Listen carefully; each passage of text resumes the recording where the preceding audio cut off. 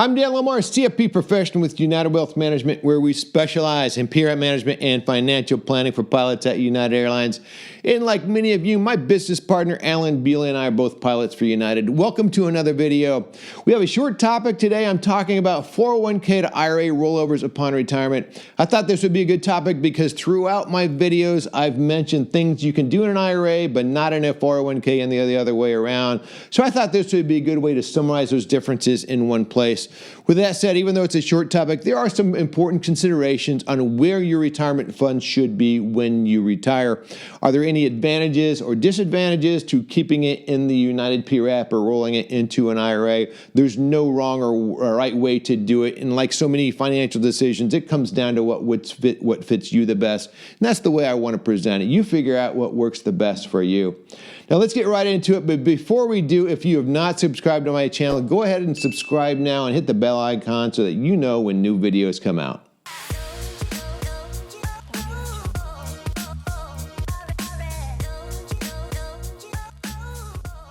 So 401k to IRA rollovers, what do you need to know? The things I'm going to be talking about are specific to the United Pilots 401k, otherwise known as the PRAP. So if you are invested in a different 401k plan and you're listening to this, there could be a few things that are different because 401k plans are many times specific to the employer. This is for educational purposes only and should not be taken as tax, legal, or investment advice.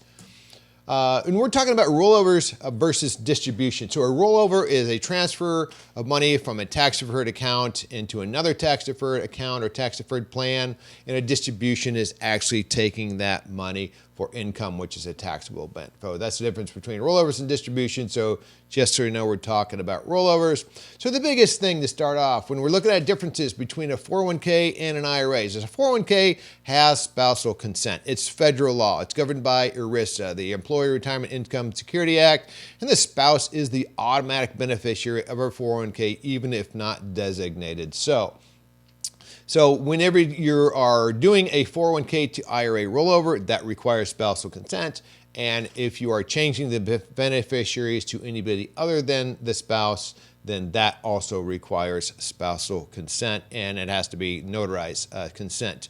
And the other thing I will mention here is that if you are married and you get divorced or your spouse passes away, and you subsequently name your children as all the beneficiaries and you want to keep it that way, and then you get remarried, your new spouse still goes above all your newly named beneficiaries. So if you want to keep your children as the beneficiaries or whoever you name above and beyond your new spouse, yet new spouse still has to give spousal consent. So that's something to be aware of with a 401k. Spousal consent in an IRA does not exist. You can change the beneficiaries all you need to or change the withdrawal plan, and that is not something that exists in an IRA. However, to get it from a 401k to an IRA, the rollover itself does require it. So distribution options as far as the PRAP goes, the PRAP requires you to fill out some paperwork. They like you to do regular installment payments, and if you change the installment payments from monthly to weekly or increase or decrease them, it requires some more paperwork and processing. So that's a little bit different than an IRA because everything is, for most of the time, everything is online. And also another distribution option for the PRAP is you can annuitize all of it or part of it if you choose to. In an IRA, I think changes are more flexible, and I say that speaking from the perspective of working with Schwab. There could be some custodians out there that require actual paperwork. I don't know that right now, but I would assume most places everything is online. You can do regular payments. You can set up installment payments just like you can for the PRAP, and it's a little bit easier to request one-time lump sums if, like, say, you're going to go out and buy a car or something like that. So I just think it's a little bit easier in an IRA, at least from the perspective of working with Schwab anyway. And then you can annuitize all or part of an IRA by transferring all or part of it into a qualified annuity. So annuitization is an option for you with an IRA also. So let's just talk about differences between a 401k and an IRA when it comes to either non-spousal beneficiaries or the spouse passes away. So a spouse can keep money in the 401k He or she can roll it into their own IRA or roll it into an inherited IRA. I won't get into the differences between their own IRA and an inherited IRA. There are some differences there, but it's a little bit beyond the scope of what I want to talk to.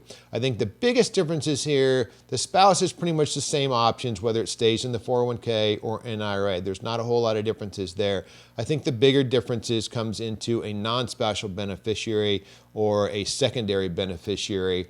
And that is, my question is, do they have the option to stretch those payments over their lifetime? In other words, it's called a stretch IRA, a stretch payment option, or in an IRA terms, an inherited IRA. And what the 401k allows you to do is, and this is the most important part, is whether the plan allows you to take those stretch options or not. It allows the beneficiary to roll it into an inherited IRA. So that's the most important thing, to get those stretch options. Now, once it's in an inherited IRA, it does not have to be stretched out over their lifetime. They can take it all at once if they choose to. It's just that they lose the tax-deferred benefits if they take it all at once.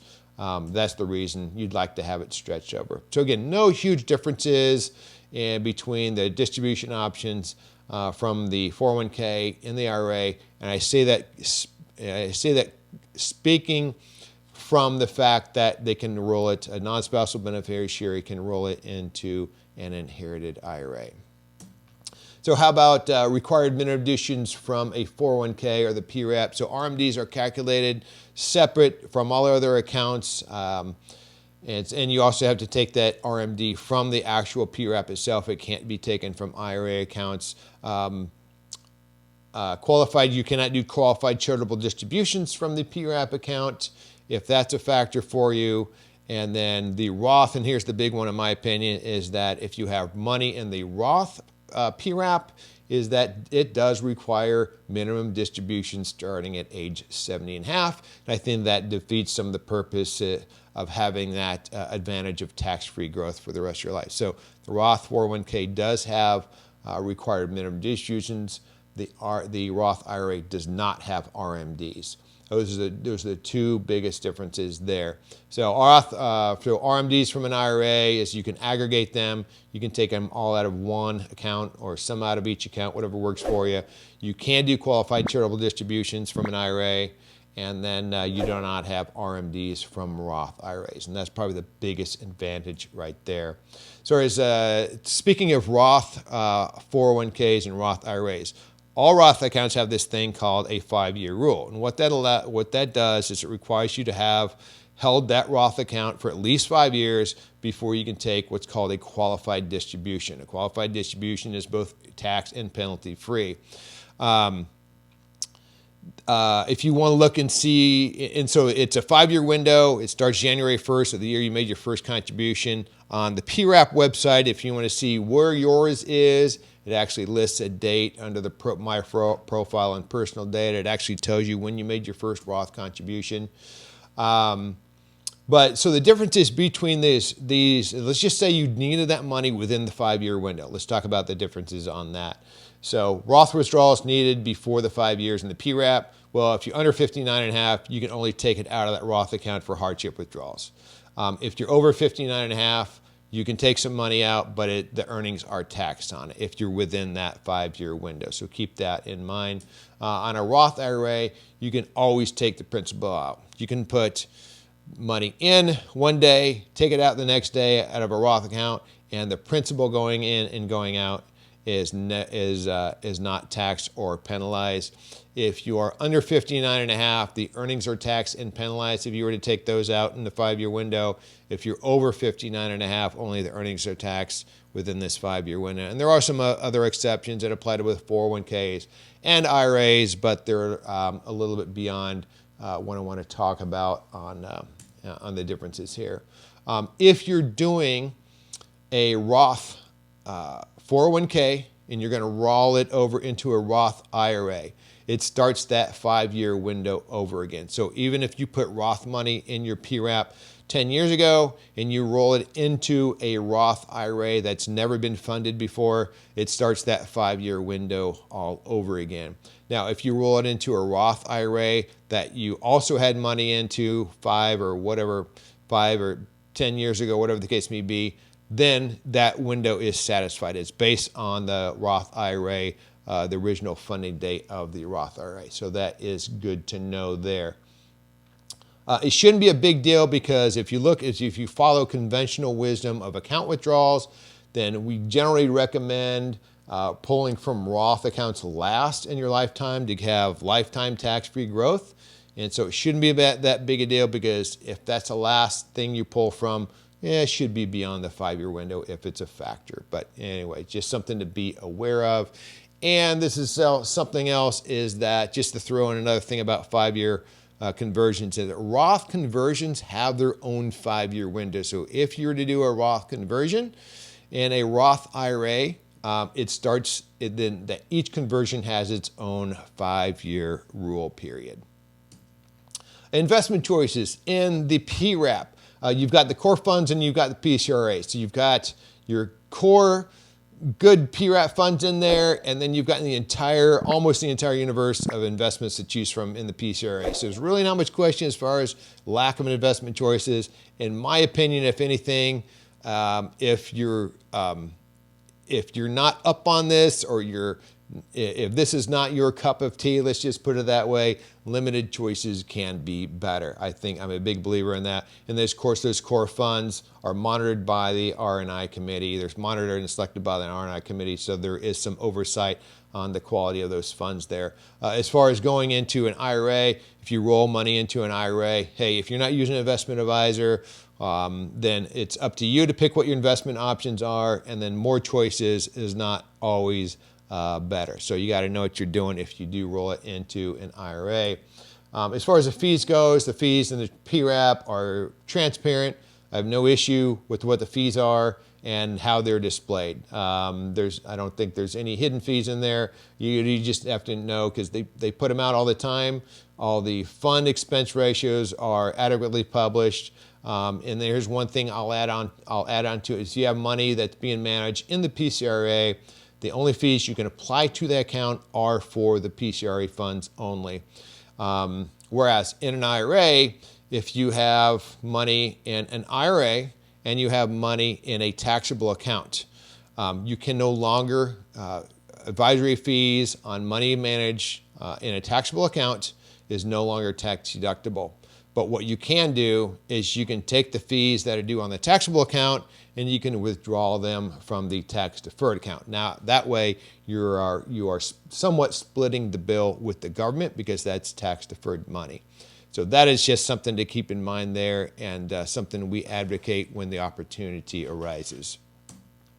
As far as creditor protection, hey, just some awareness. I am not certainly going to get into legal advice here, but just know there are some differences on creditor protection offered on 401ks or the PRAP because it's an ERISA governed fund. So just know that there is some different levels of protection on the PRAP versus what there are in the IRA. And I'm not getting into the specifics, but the bottom line is if this was a consideration for you that you wanted the best creditor protection, I would definitely seek legal counsel on what your best options are.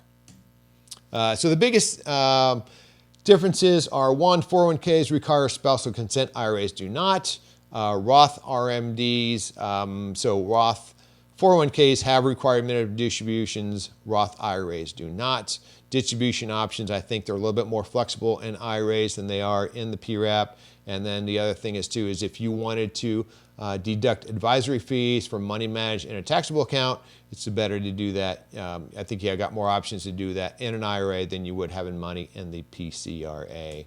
And here's one other option. It's a little bit the opposite. Instead of rolling money out of an IRA, it's more rolling money, out of the 401k. It's actually rolling money into the PRAP. Why would we do that?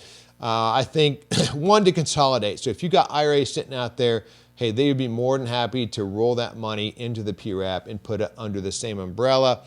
There could be some restrictions. Just check on your situation with the PRAP Service Center if you're to do that. I think one of the biggest advantages to doing that is that if you're going to do a backdoor Roth IRA and you you have a taxable tax-deferred IRA out there, then if you do a backdoor Roth IRA, you have to pay prorated taxes on the amount that's in the tax-deferred IRA. If that tax-deferred IRA does not exist because it is now in the PRAP, then there are no prorated taxes to pay on a backdoor Roth IRA. So that'd be another reason to do that.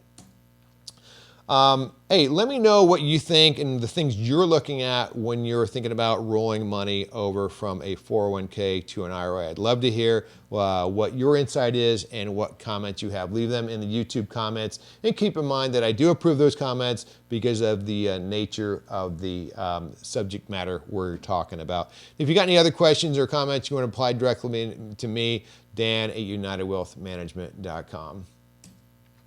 Again, educational purposes only. And my next video is going to be 1 or 2 videos, 2 or 3 videos probably, on the retirement health account. And so that you know when that video comes out, go ahead and subscribe and hit the bell icon so that you get notified. That points out some important considerations when deciding where you want your money after you retire. You also have limited access to your PRAP funds and can do some rollovers while you're still working. And these rules are laid out in the PRAP summary plan description that can be found on the Flying Together website, and I have that link in the video description. My next video series is going to be about the retirement health account. I'll do 2 or 3 videos that covers how the RHA is funded, including spillover, whether you want to minimize it or maximize it, what the RHA can be used for, and how long it might last in retirement. And so that you know when that video comes out, go ahead and subscribe and hit the bell icon so that you get notified. I'm Dan Lohmar, CFP professional with United Wealth Management, where we specialize in PRAP management and financial planning for pilots at United Airlines. Thanks for tuning in. Until next time, invest with a plan based on science and evidence. Everything else is just guessing.